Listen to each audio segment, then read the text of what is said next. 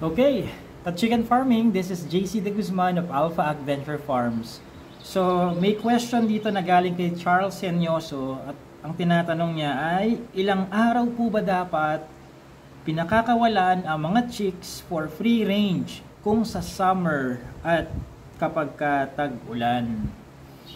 Okay, ilang araw pakakawalan? So una sa lahat, bago ko sagutin yung ilang days, kung meron man akong sinusunod na standard number of days na naka-range sila, no, sagutin ko muna or banggitin ko muna na ibinababa ko lang mula sa elevated brooding pen ang kahit na anong poultry animal, particularly manok, maging mga Peking ducks or ibang klase ng mga ducks, ano, kapag sila ay at least 2 buwan na ang edad. So hanggat less than 2 months old ang manok, Rhode Island Red, Black Australorp, Cobb 500, Decal Brown, Buff Orpington, Americana, Standard Cornish, kahit ano yan, Peking duck, Muscovy duck, gansa, pag wala pang 2 months ang edad niyan, steady lang sila doon sa elevated brooding pens. Ang scientific reason ko dyan ay dahil based on my years of practice sa pag-aalaga ng mga ducks at mga manok, napansin ko mas mababa ang mortality at saka yung morbidity sa pagkakasakit, mortality pagkamatay. Mababa ang dalawang yan kapag ang edad ng mga ibinaba mo ay at least 2-month-old na sila. Kumpleto na ang kanilang mga balahibo. Mabibilis na silang, maliliksi na silang tumakbo. Yan. Especially sa mga manok. Ang una kasing mga nade-develop ang feathers pagdating sa mga Rhode Island Red or mga manok, ano, is yung mga babae, mga pullets. Sila yung mga unang nakocoveran ang mga balat nila ng balahibo. Yung mga roosters, makikita nyo, pag patak ng 1-month-old, may litaw pa silang mga muscle dyan. Hindi pa natatakpan ng balahibo talaga. No? Kumbaga parang chick feather pa rin. Ayan. So yan ang scientific reason ko doon. Ano, bakit 2 months? Bakit hindi 1.5 months? Okay? Now, ang tanong mo, Charles, ilang araw ba, ilang linggo, ilang buwan silang hahayaang naglalakad-lakad sa free range? Okay. Sa practice ni Alpha Adventure Farms, kapag ang involved na manok na pinag-uusapan ay yung breeder ko mismo, sila yung taga-produce ng mga itlog na ini-incubate, na pinapapisa, na ibinebenta sa inyo, ang mga to ay hindi ko pini-free range. When I say free range, ito yung may damuhan dyan, no? Bahala silang mamasyal sa paligid. Hindi ko sila pini-free range ng ganon. Yung free range is yung may nilalakaran silang walang bubungan, may damuhan, walang bubungan, no? Kapag mga breeder kasi ang pinag-uusapan sa Alpha Adventure Farms, lahat ng nilalakaran na may bubungan. Okay? Hindi sila naka-battery cage, pero lahat ng nilalakaran may bubungan. Kapag ang isang area ay binubungan mo, anong mangyayari dyan? Tutubuan ba ng damo yan?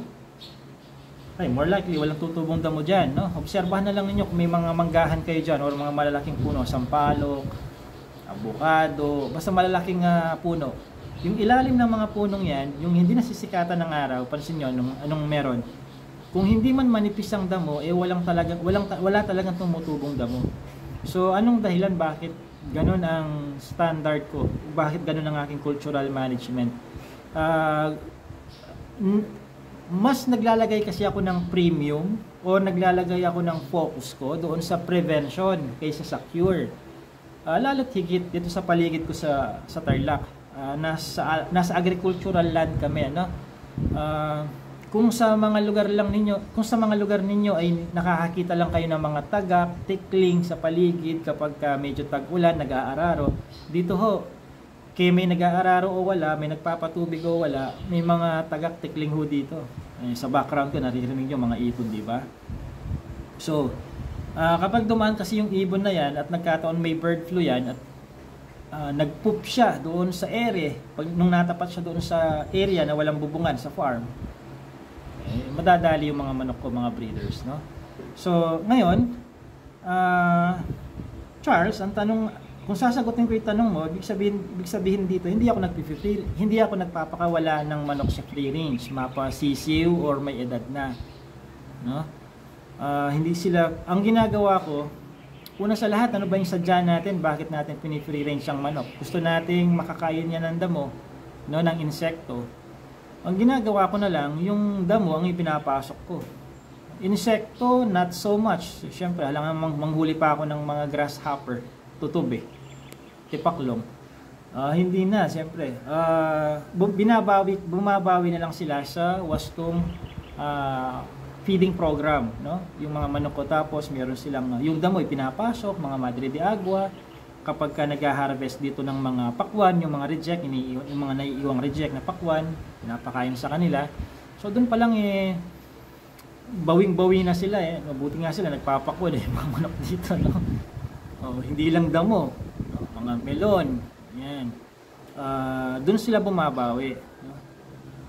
Monitored naman ng mga breeders ko doon sa kanilang timbang, no?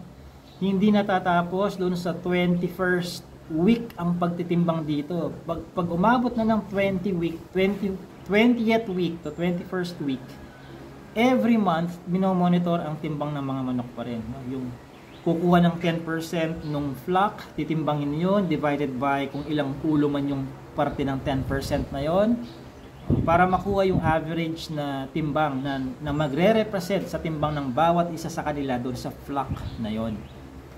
Hindi na isa-isa kasi hundreds na pinag-uusapan hindi na 10 piraso lang. Subukan mong timbangin ng 350, tingnan ko lang kung matatapos ka ng 8 to 5 ng hapon, isa-isahin mo yon. So, 10% na lang ng 350, halimbawa 35 heads, titimbangin para mabilis, no? So, now in your case, Charles, kung nag-free range ka, no? Yung sa akin kasi, yung sistema ko, no? Although I put a premium nga on prevention, medyo may gastos yun kasi bububungan mo di ba?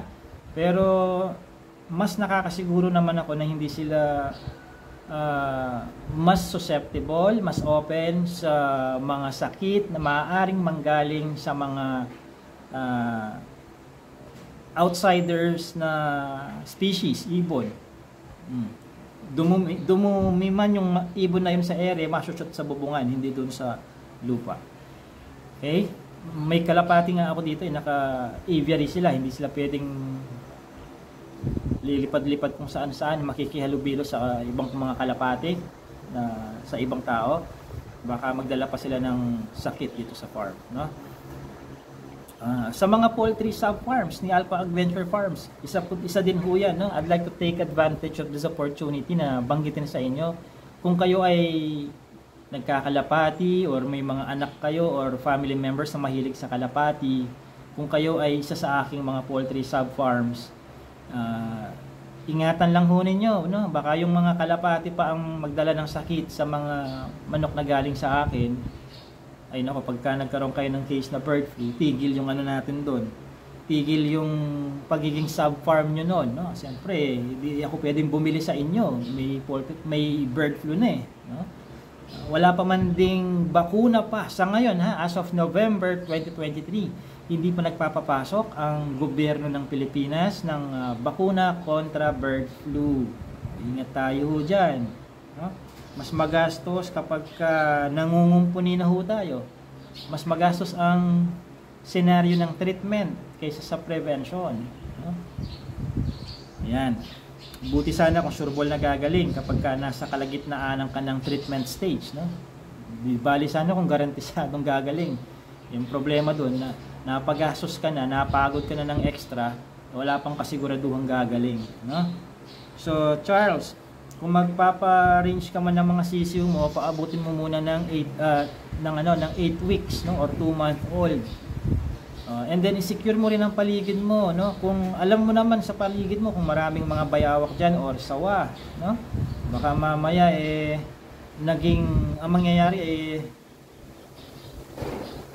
ang lalabas parang yung sawa at bayawak ang pinalalaki mo sa mga manok na pakakawalan mo diyan pagka nagkataon. So i-secure mo rin yung mga ligaw na aso, Mga pusa, no? Sa amin, minomonitor namin yan. Kasi syempre, yung ibang kapitbahay, may mga pinakakawalang pusa. Yan. Minsan may mga asong nangangain din, no? May experience ako sa ganyan. So, i-monitor mo yon para hindi ka madiskaril, mawalan ng gana sa ginagawa mo kapag nagkaroon ka ng mortality due to those chick-eating animals, no? Pusa, daga, ayan, bayhawak, sawa. Ayan, no, i-secure mo rin i-secure mo sila lalo na sa kawali ng kapitbahay. Yan ang klase ng kalaban na mahirap kalabanin, no, yung kawali ng kapitbahay, no? Kapag ka medyo maliliit pa yan, kumpleto pa, no? Kapag ka medyo may laman-laman na yan, attracted na yung mga manok sa kawali ng kapitbahay, no? Okay. So, kapag summer, regardless, Charles, kung summer or tag-ulan, kailangan kapag kagabi na pinapapasok mo rin ang mga manok dun sa secured na confined na area nila, no? Kapag tag-ulan, dapat kung hindi ikaw yung hands-on doon, abisuhan mo yung caretaker mo, farm manager, na pagka tag-ulan or bago pa bumuhos ang ulan, itaboy na yung mga manok papasok doon sa confined area, no? Para hindi sila nababasa. Dahil hindi sila katulad ng kambing, na sa kambing kasi kumukulog, kumikidlat, aligaga na yan, nauuwi, sisilong na. Ang mga manok minsan wala talagang kautak-utak ang iba.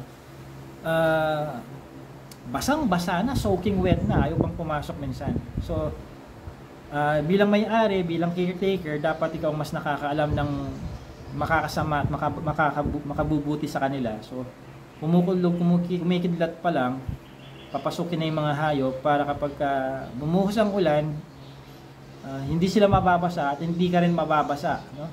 Mahirap yung ganon, no?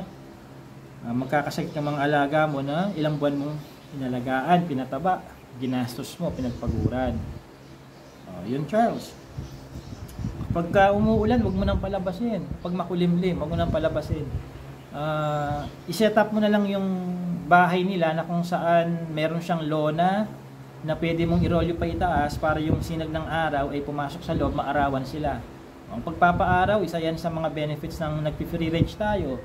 Ano pa, damo, ang damo wala namang problema di magsakate ka, ipasok mo yung damo. Kung may mga Madre de Agua ka, harvestin mo yung dahon, native na mulberry, malunggay, dahon ng kawayan, yung murang dahon, o yung mga normal na damo dyan sa paligid natin. Isakatihin mo yon, ipasok mo. Pwede na resolve mo na yung dalawang dahilan, two primary reasons sa bakit tayo nag-free range.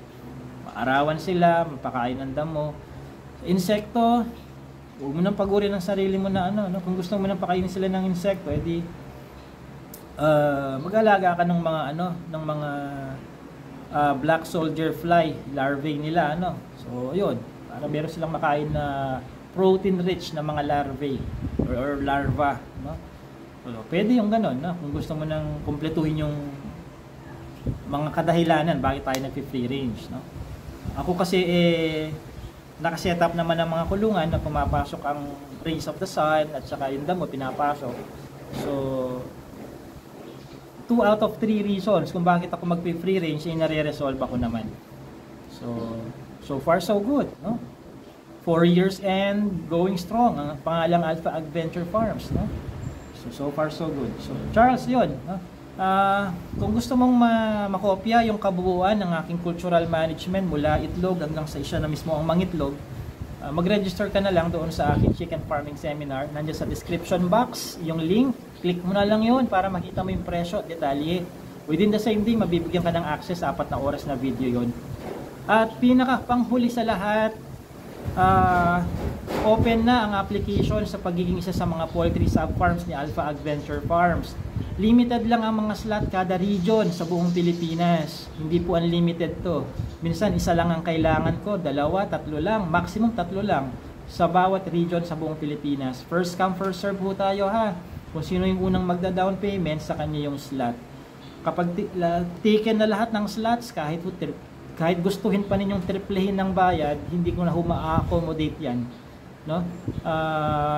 Para mapagbigyan ko lahat ng mga sub-farms within that region para kumita rin silang lahat. Mahirap naman kung 99 ang sub-farms ko sa isang region lang, eh baka patapos na isang taon, hindi pa ako nakaka-order doon sa sub-farm number 79.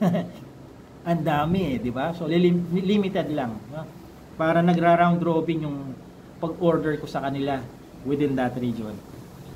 Okay, nasa description box yung link nun. Alamin na ninyo kung magkano ang magiging puhunan ninyo sa bawat package. Package 1, 2, and 3. Ayan. So, nandun ang detalye. Meron din akong video na in-explain ako na kung ano ang benefits ng pagiging isang poultry sub-farm ni Alpha Adventure Farms. This has been JC De Guzman of Alpha Adventure Farms.